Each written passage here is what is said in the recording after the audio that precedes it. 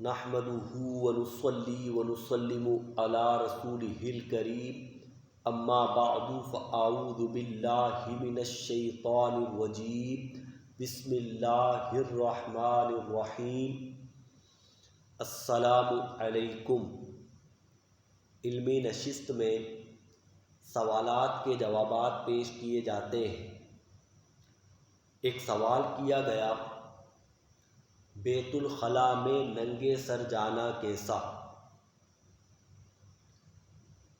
اس کا جواب یہ ہے کہ مناسب اور بہتر یہی ہے کہ سر ڈھانپ کر بیت الخلاء میں جائیں، کیونکہ السنن الکبریٰ میں ہے کہ نبی مکرم صلی اللہ علیہ وآلہ وسلم جب بیت الخلاء یعنی واش روم جاتے غطا رأسہ اپنا سر ڈھانپتے، لہذا بہتر یہی ہے کہ سر ڈھانپ کر واش روم جائیں۔ لیکن اگر کوئی ننگے سر بیت الخلاء جاتا ہے، واش روم جاتا ہے، تو یہ گناہ نہیں ہے، گناہ نہیں ہے۔ دیکھیے، شریعت نے بعض چیزوں کو فرض اور لازم قرار دیا ہے، ان کی ادائیگی ضروری ہے۔ اگر کوئی انہیں چھوڑ دے گا تو گناہ گار ہوگا، جیسا کہ نماز پڑھنا،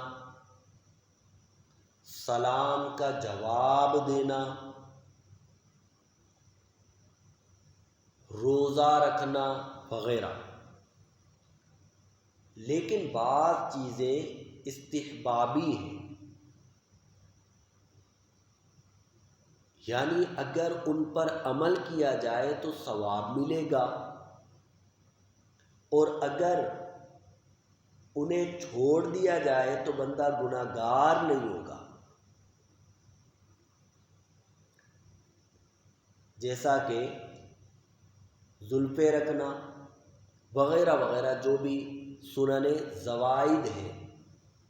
لہذا اگر کوئی شخص ننگے سر بیت الخلاء جاتا ہے، اسے برا سمجھنا یا لائق ملامت گرداننا یہ درست رویہ نہیں ہے، یہ شریعت کے مطابق نہیں ہے، کیونکہ شریعت نے اسے لازم قرار نہیں دیا۔ حضور نے ایسا نہیں فرمایا کہ ایسا کرنا ہوگا ورنہ عذاب ہوگا، نہیں، شریعت نے اسے لازم قرار نہیں دیا، لیکن حضور کا عمل یہ تھا، لہذا مناسب یہی ہے کہ جس قدر ممکن ہو سر ڈھانپ کر ہی بیت الخلاء جائے۔ ایک سوال کیا گیا، کیا نفلی روزہ توڑنے پر بھی کفارہ لازم ہوتا ہے؟ جی نہیں، کفارہ لازم نہیں ہوگا، لیکن اس روزے کی قضا کرنی ہوگی۔ ایک سوال کیا گیا، حالت نماز کے علاوہ قہقہہ لگانے سے وضو ٹوٹ جاتا ہے؟ جی نہیں، نماز میں قہقہہ لگانے سے وضو ٹوٹ جائے گا، کیونکہ حدیث میں آیا ہے۔ نماز کے علاوہ اگر کوئی قہقہہ لگا کر ہنستا ہے تو اس سے وضو نہیں ٹوٹے گا۔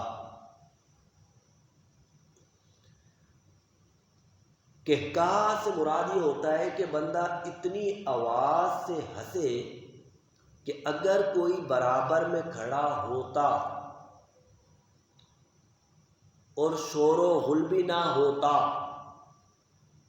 اور اس کی سماعت یعنی سننے کی صلاحیت بھی درست ہوتی،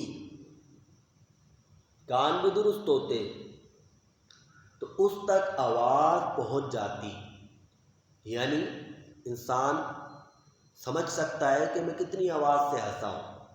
اگر اتنی آواز سے کوئی ہنسا نماز میں تو نماز بھی ٹوٹ جائے گی اور وضو بھی ٹوٹ جائے گا۔ اور اگر اتنی آواز سے ہنسا کہ اس تک آواز پہنچی یا پہنچ سکتی تھی، شور و غل تک پہنچ نہ سکی، لیکن اتنی آواز سے ہنسا کہ اس تک آواز پہنچ سکتی تھی، تو ایسی صورت میں اس کی نماز ٹوٹ جائے گی، وضو نہیں ٹوٹے گا۔ اسے عربی میں کہتے ہیں ضحکن، اور ایک ہے تبسم یعنی مسکرانا۔ جیسے چہرے پر خوشی کے آثار رونما ہو جاتے ہیں لیکن آواز نہیں ہوتی،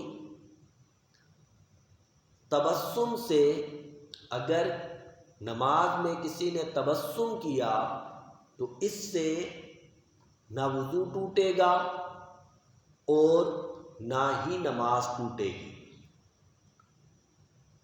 تبسم سے نہ وضو ٹوٹتا ہے نہ نماز، اور ضحک سے یعنی اتنی آواز سے ہنسنے کہ اپنے تک آواز پہنچے، اس سے اگر کوئی نماز میں اتنی آواز سے ہنسا تو نماز ٹوٹ جائے گی، وضو نہیں ٹوٹے گا۔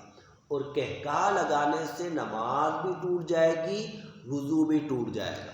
بہرحال یہ ایک اضافی باتیں ہم نے آپ تک پہنچائی۔ سوال یہ کیا گیا تھا کہ حالت نماز کے علاوہ میں کہکا لگانے سے وضو ٹوٹ جاتا ہے؟ تو جی نہیں، اس سے وضو نہیں ٹوٹتا۔ ایک سوال کیا گیا، کیا غیر ضروری بال صاف کرنے سے غسل فرض ہو جاتا ہے؟ جی نہیں، غیر ضروری بال صاف کرنے سے غسل فرض نہیں ہوتا۔ ایک سوال کیا گیا، سلام کرتے وقت جھکنا اور سینے پر ہاتھ رکھنا کیسا؟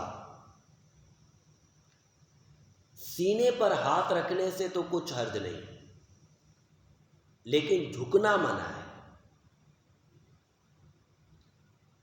اور حد رکوع تک جھک جانا یہ حرام اور گناہ ہے۔ رکوع کی حد تک جھک جانا گناہ ہے۔ بہار شریعت اور دیگر کتب فقہ میں یہ مسئلہ موجود ہے۔ لیکن ہاتھ چومنے کے لیے اگر کوئی جھکا، اس کی اجازت ہے، کیونکہ ہاتھ چومنے کے لیے تو جھکنا پڑے گا، اس کی اجازت ہے۔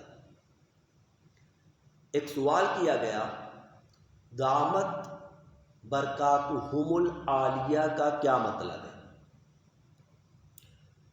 دیکھیں، یہ بزرگوں کے ساتھ کہا جاتا ہے، علماء کے ساتھ، بڑوں کے ساتھ یہ لفظ استعمال کیا جاتا ہے۔ اس کا مطلب ہوتا ہے کہ ان کی جو اعلیٰ برکات ہیں وہ ہمیشہ جاری رہے، ان کی برکات ہمیشہ جاری رہے۔